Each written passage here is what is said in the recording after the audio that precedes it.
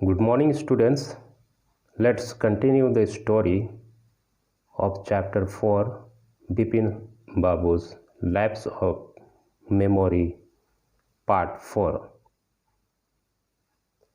After lunch time, Bipin Babu realized that he couldn't possibly carry on sitting at his desk and working. This had never happened in the 25 years he had been with the firm. He had a reputation of being tireless, conscientious worker, but today his head was in a wheel. तो बिपिन बाबू अपने office के room में बैठ करके सोचते हैं lunch के बाद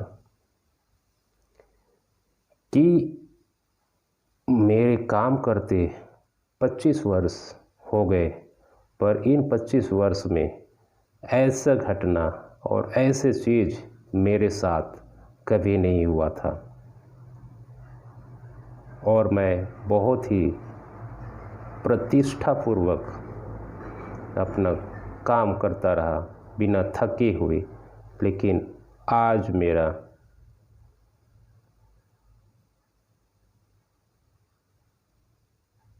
दिमाग या माइंड कंफ्यूज हो गया, ऐसे वो सोचते हैं। Back home at 2:30 Bipin Babu lay down in bed and tried to gather his wits together. अब जब वो 2:30 को वापस घर आए तो अपने पिछले घटनाओं के बारे में वो रिकॉर्ड करने की कोशिश करते हैं, सोचने की कोशिश करते हैं। He knew that it was possible to lose one's memory through an injury in the head, but he didn't know of a single instance of someone remembering everything except one particular incident। और वो कहता है कि यदि किसी के माथे पे, किसी के सिर पे चोट लग जाती है तो वो सब भूल सकता है चीज़ों को, लेकिन अगर कोई व्यक्ति इतना कुछ दूसरे की घटनाओं के बारे में याद कर रहा है और मैं नहीं कर पा रहा हूँ, ये कैसे हो सकता है, ये कहता है। And a fairly recent and significant one at that. He had always wanted to go to Ranchi, to have gone there, done things and not to remember was something utterly impossible। और वो याद करता है कि मैं हमेशा रांची जाना चाहता था पर जा नहीं पाया और उस चीज़ को मैं कैसे भूल जाऊंगा, कहता है। At 7:30 Bipin Babu servants came and announced। और 7 बजे, 7:30 बजे उसके नौकर वो आते हैं और वो कुछ बताते हैं। Chunni Babu sir says it is very important. तो चुन्नी बाबू आके कहता है, सर मैं चुन्नी बाबू और ये बहुत ही इम्पोर्टेंट है, इम्पोर्टेंट मैसेज लेके आया हूँ, कहता है। बिपिन बाबू न्यू व्हाट चुन्नी हैड कम फॉर। और बिपिन बाबू जानता था कि चुन्नी क्यों आया है। चुन्नी को काम की ज़रूरत थी, इसलिए वो काम की तलाश में था और वो समझ गया बिपिन बाबू कि शायद वो किसी काम के तलाश में आया है। Chunni Lal had been at school with him. He had been having a rough time lately and had been coming to see him about a job। Chunni Lal Bipin Chaudhary के साथ में पढ़ाई करते थे और उस दौरान चुन्नी लाल का समय बहुत ही मुश्किल वक्त था और इसीलिए वो काम की तलाश में इधर उधर घूमता था और उसी कारण बिपिन बाबू के पास भी आया था अपने काम की तलाश में। Bipin Babu knew it was not possible to do anything for him and in fact told him so, but Chunni kept turning up like a bad penny.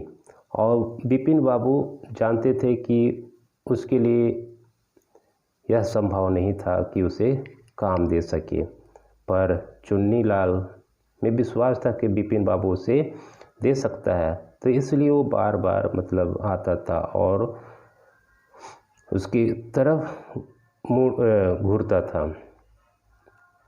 Bipin Babu sent word that not only was it not possible for him to see Chunni now but not in several weeks. और बिपिन बाबू उसको संदेश भिजवाया चुन्नी लाल के लिए कि उसे जाओ बता दो अभी ये संभव नहीं है कह के, but not in several weeks, लेकिन वो कई हफ्ते तक आते रहा। But as soon as the servant stepped out of the room, it struck Bipin Babu that Chunni might remember something about the 1950 trips. तो जैसे ही चुन्नी लाल बिपिन बाबू के घर से जाने के लिए निकले, वैसे ही बिपिन बाबू के दिमाग में मन में कुछ याद आते हैं। शायद चुन्नी लाल को कुछ याद होगा, तो वो झट से रूम से बाहर निकल जाता है बिपिन बाबू से पूछने के लिए और चुन्नी लाल से पूछने के लिए, और चुन्नी लाल रुक जाते हैं यही सोच करके कि बिपिन बाबू कुछ बताने आ रहे हैं। There was no harm in asking him, और बिपिन बाबू कहता है कि चुन्नी लाल से पूछने में कोई हर्ज नहीं है, कहता है। Bipin Babu hurried down the stairs and into the living room, और अपने लिविंग रूम से स्टेयर में होते वो नीचे उतरा। चुन्नी वॉज अबाउट टू लीव, चुन्नी जाने की तैयारी में ही था, but seeing Bipin Babu eager appear it return around hopefully, और जैसे ही बिपिन बाबू को आते देखा तो चुन्नी लाल वापस अपने उम्मीद से वापस हो गया।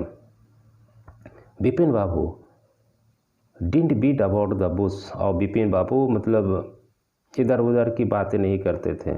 लिसन चुन्नी, तो चुन्नी से कहते हैं सुनो Chunni, I want to ask you something, तुझसे मुझे कुछ पूछना है, कहता है। You have a good memory, और तुम अच्छे से तुम्हारी याददाश्त अच्छी है, कहता है। And you have been seeing me off and on for a long time, और तुम मुझे कई समय से देखते आ रहे हो। Just throw your mind back and tell me, did I go to Ranchi in 1958? तो चुन्नी लाल से कहता है कि तुम तो मुझे कई दिनों से या बहुत समय पहले से ही जानते हो और आपकी याददाश्त अच्छा है, तो क्या तुम बता सकते हो कि मैं 1958 में कभी रांची गया हुआ था या नहीं? ये कहता है। तो चुन्नी सेड 1958, तो चुन्नी कहता है 1958। इट मस्ट हैव बीन 58 और ऑफ कोर्स इट 59। तो वो सोचता है, चुन्नी भी सोचता है शायद 58 और 59 में ऐसा। ओके, फिर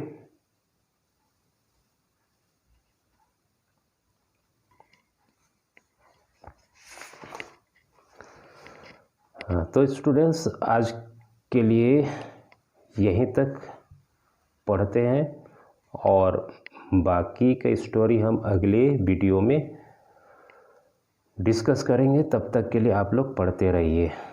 thank you, God bless you.